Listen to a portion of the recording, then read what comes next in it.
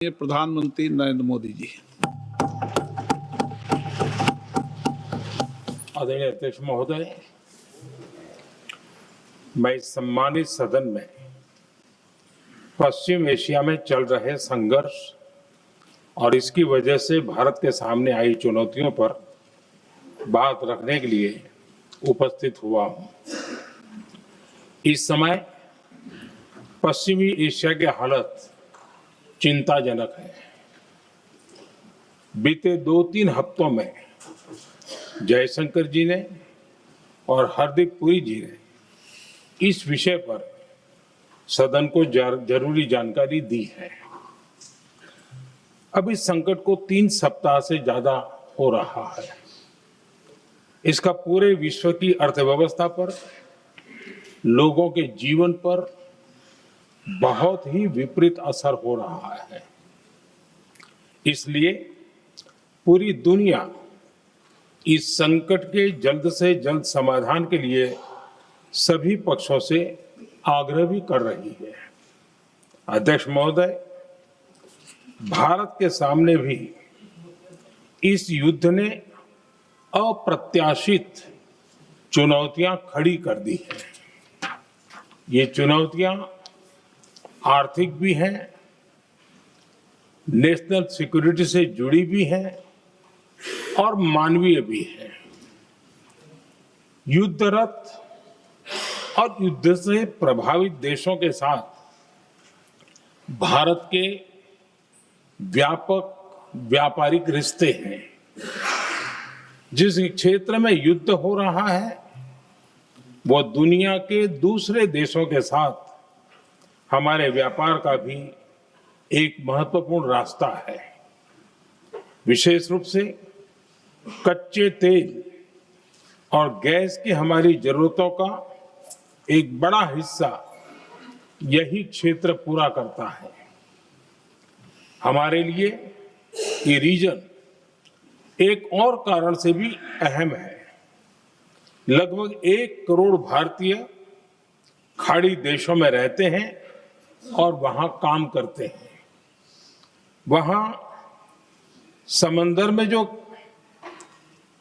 Commercial ship चलते हैं उनमें भारतीय क्रू मेंबर्स की संख्या भी बहुत अधिक है।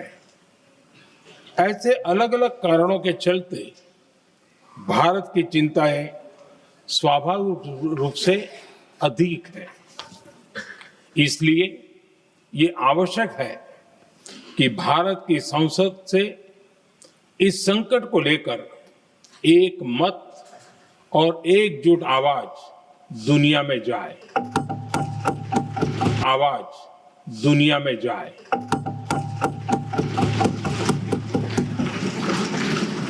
अध्यक्ष जी, जब से ये युद्ध शुरू हुआ है तब से ही प्रभावित देशों में हर भारतीय को जरूरी मदद दी जा रही है। मैंने खुद पश्चिम एशिया के ज्यादातर देशों के राष्ट्राध्यक्षों के साथ 2 राउंड फोन पर बात की है। सभी ने भारतीयों की सुरक्षा का पूरा आश्वासन दिया है। दुर्भाग्य से इस दौरान कुछ लोगों की दुखद मृत्यु हुई है और कुछ घायल हुए हैं। ऐसे मुश्किल हालात में परिवारजनों को आवश्यक मदद दी जा रही है। जो घायल है उनका बेहतर इलाज सुनिश्चित कराया जा रहा है। अध्यक्ष जी, प्रभावित देशों में हमारे जितने भी मिशन हैं वो निरंतर भारतीयों की मदद करने में जुटे हैं। वहां काम करने वाले भारतीय हो या फिर जो टूरिस्ट वहां गए हैं, सभी को हर संभव मदद दी जा रही है। हमारे मिशन नियमित रूप से एडवाइजरी जारी कर रहे हैं। यहां भारत में और अन्य प्रभावित देशों में 24/7 कंट्रोल रूम और आपातकालीन हेल्पलाइन स्थापित की गई है। इनके माध्यम से सभी प्रभावितों को त्वरित जानकारी दी जा रही है। अध्यक्ष जी, संकट की स्थिति में देश विदेश में भारतीयों की सुरक्षा हमारी बहुत बड़ी प्राथमिकता रही है। युद्ध शुरू होने के बाद से लेकर अब तक 3,75,000 से अधिक भारतीय सुरक्षित भारत लौट चुके हैं। ईरान से ही अभी तक लगभग 1,000 भारतीय सुरक्षित वापस लौटे हैं। इनमें 700 से अधिक मेडिकल की पढ़ाई करने वाले युवा हैं। खाड़ी देशों में भारतीय स्कूलों में हजारों विद्यार्थी पढ़ते हैं। सीबीएसई ने ऐसे सभी भारतीय स्कूलों में होने वाली कक्षा 10वीं और 12वीं की निर्धारित परीक्षाओं को रद्द कर दिया है। इन बच्चों की पढ़ाई निर्बाध चलती रहे, इसके लिए सीबीएसई उचित कदम उठा रही है। यानी सरकार संवेदनशील भी है, सतर्क भी है और हर सहायता के लिए तत्पर भी है। माननीय अध्यक्ष जी, भारत में बड़ी मात्रा में कच्चा तेल, गैस और फर्टिलाइजर जैसी अनेक जरूरी चीजें हॉर्मुज स्ट्रेट के रास्ते से आती है। युद्ध के बाद से ही हॉर्मुज स्ट्रेट में जहाजों का आना जाना बहुत चुनौतीपूर्ण हो गया है। बावजूद इसके हमारी सरकार का ये प्रयास रहा है कि पेट्रोल, डीजल और गैस की सप्लाई बहुत ज्यादा प्रभावित न हो। देश के सामान्य परिवारों को परेशानी भी कम से कम हो, इस पर हमारा फोकस रहा है। हम सभी जानते हैं, देश अपनी जरूरत की 60% एलपीजी आयात करता है। इसकी सप्लाई में अनिश्चितता के कारण सरकार ने एलपीजी के डोमेस्टिक उपयोग को प्राथमिकता दी है। साथ ही एलपीजी के देश में ही उत्पादन को भी बढ़ाया जा रहा है।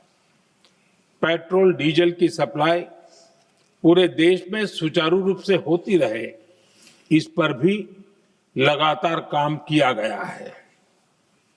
अध्यक्ष जी, आज की इन परिस्थितियों में एनर्जी सिक्योरिटी को लेकर बीते एक दशक में उठाए गए कदम और भी प्रासंगिक हो गए हैं। भारत ने बीते 11 वर्षों में अपनी एनर्जी इंपोर्ट का डाइवर्सिफिकेशन किया है। पहले क्रूड ऑयल, एलएनजी, एलपीजी ऐसी एनर्जी जरूरतों के लिए 27 देशों से इंपोर्ट किया जाता था। वहीं आज भारत 41 देशों से एनर्जी इंपोर्ट करता है। अध्यक्ष जी, बीते दशक में भारत ने संकट के ऐसे ही समय के लिए कच्चे तेल के भंडारण को भी प्राथमिकता दी है। आज भारत के पास 53 लाख मीट्रिक टन से अधिक का स्ट्रेटेजिक पेट्रोलियम रिजर्व है और 65 लाख मीट्रिक टन से अधिक के रिजर्व की व्यवस्था पर देश काम कर रहा है। हमारी तेल कंपनियों के पास जो रिजर्व रहता है वो अलग है। बीते 11 वर्षों में हमारी रिफाइनिंग कैपेसिटी में भी उल्लेखनीय वृद्धि हुई है। अध्यक्ष जी, सरकार अलग अलग देशों के सप्लायर्स के साथ भी लगातार संपर्क में है।